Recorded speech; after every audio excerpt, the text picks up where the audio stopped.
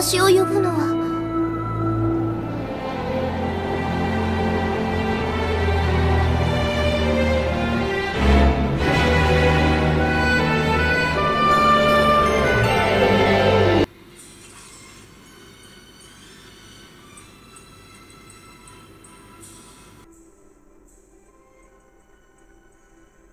Quoi?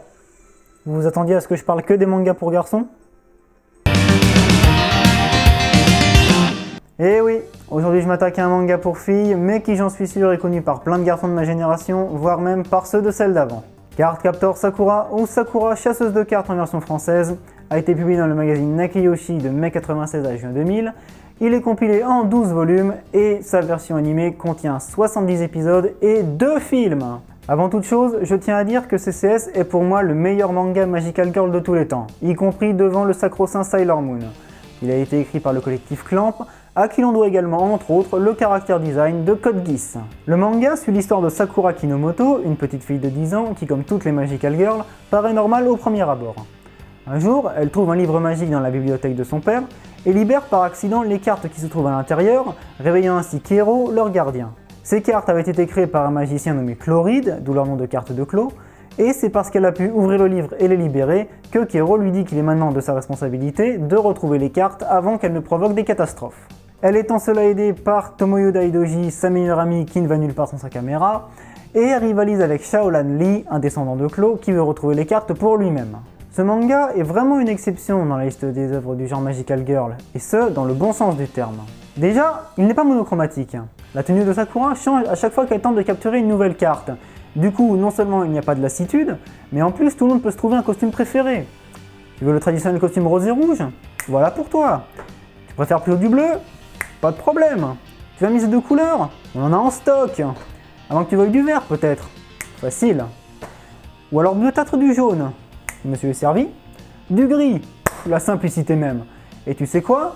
Même après tout ça, il y en a encore. Ensuite, il n'y a pas de vrais méchants dans l'histoire. Que ce soit dans Sailor Moon, Nanoha ou encore la série des Precure, on trouve toujours une organisation maléfique ou un seigneur des ténèbres qui veut s'emparer du monde ou un truc du genre. On n'a pas ça dans Sakura. Non. Là, on a juste une petite fille qui a fait une bêtise et qui essaie de la réparer. Et honnêtement, ça nous libère du cliché du méchant qui arrive juste quand la Magical Girl apparaît quand même. On va terminer cette liste de bons points avec un truc qui fait plaisir au lectorat masculin. La compétition avec un rival, qu'est-ce que vous aviez en tête? En effet, le personnage de Lionel sert en premier lieu à motiver Sakura dans sa capture des cartes. Parce que quand bien même le scénario d'une capture soit le même que celui d'un combat dans les autres Magical Girls, à savoir, une merde arrive, là où les héroïnes interviennent, elle galère un peu, elle gagne. La présence d'un rival donne une dimension plus sérieuse à la situation, car le fait que Lionel récupère une carte signifie un peu la défaite de Sakura, et donc la motive à s'améliorer pour la prochaine fois. Ce simple mais si important détail permet d'apprendre aux enfants qui sont les lecteurs cibles que même si vous êtes dans une situation privilégiée, rien n'est jamais acquis d'avance. Et là, je suis un peu gêné, parce que pour trouver des erreurs à Cardcaptor Sakura, j'ai vraiment dû faire preuve de mauvaise foi. Alors rassurez-vous, je ne vais pas dire que c'était un défaut le fait que ce soit un manga pour filles, je suis bien au-dessus de ces futilités. Par contre, j'ai vraiment trouvé aucune incohérence scénaristique ni aucune erreur objective.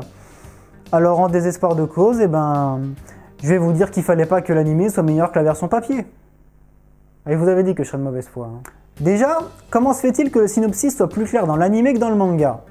Parce que dans la version papier, les premières pages, c'est Sakura direct dans l'action, en train de capturer une carte, et le fait qu'elle les ait libérées, c'est raconté sous forme de flashback. Dans l'animé, par contre, on a quand même 10 minutes dédiées à sa vie normale avant qu'elle ne libère les cartes. Ça, mesdames et messieurs, ça s'appelle du background. Ensuite, la raison pour laquelle les cartes s'envolent est bien plus logique dans l'animé. Elles ne le font que parce que Sakura active la carte du vent, qui se trouvait être par hasard au sommet du paquet. La version papier, elle, est bien plus directe.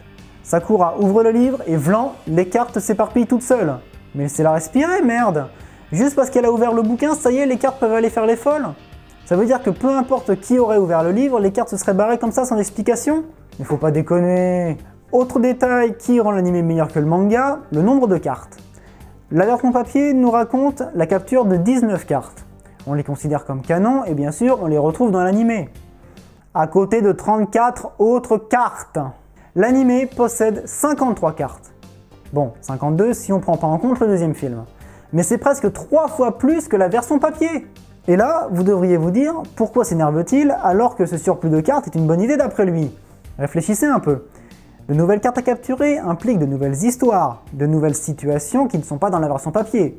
Autrement dit, des fillers. Vous vous rendez compte? Sakura doit être le seul manga au monde dont les fillers de l'anime améliorent l'histoire. Et si c'est pas le seul, les autres doivent pouvoir se compter sur les doigts d'une seule main. Ah oui, au passage, il n'y a que dans l'anime que Lionel réussit à capturer certaines cartes, chacune d'entre elles faisant partie des exclusives de l'anime d'ailleurs.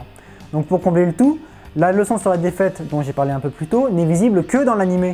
Mais au final, quel que soit votre âge, je pense qu'il est impossible que vous n'aimiez pas Cardcaptor Sakura. Pour les enfants, c'est une excellente œuvre de divertissement à laquelle ils peuvent s'identifier, vu que Sakura est elle-même une enfant. Et pour les plus âgés comme moi, ce n'est absolument pas niais, alors que c'est en général le sentiment qu'on ressent quand on regarde un truc pour enfants.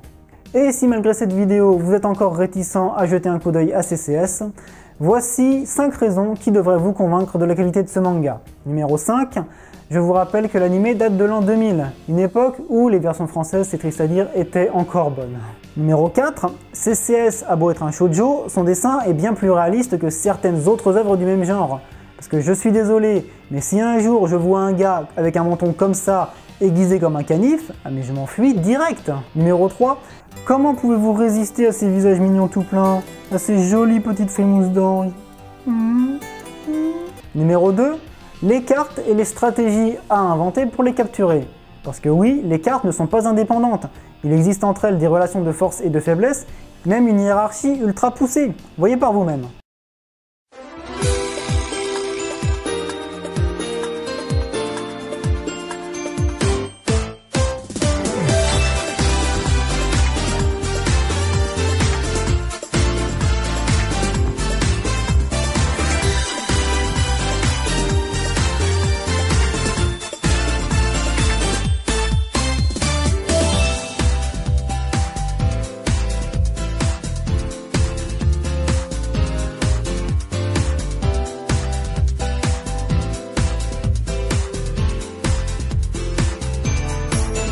Et numéro 1, les thèmes abordés dans Cardcaptor Sakura le sont avec maestria.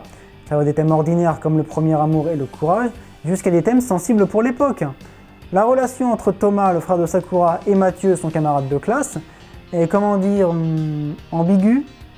Et une ambiguïté pareille en l'an 2000 dans un manga pour enfants, excusez-moi, mais c'est super audacieux. Donc mesdames les auteurs de Clamp, laissez-moi vous dire bravo. Ainsi s'achève cette vidéo. Si elle vous a plu, n'hésitez pas à me le faire savoir dans les commentaires ou simplement en cliquant sur j'aime.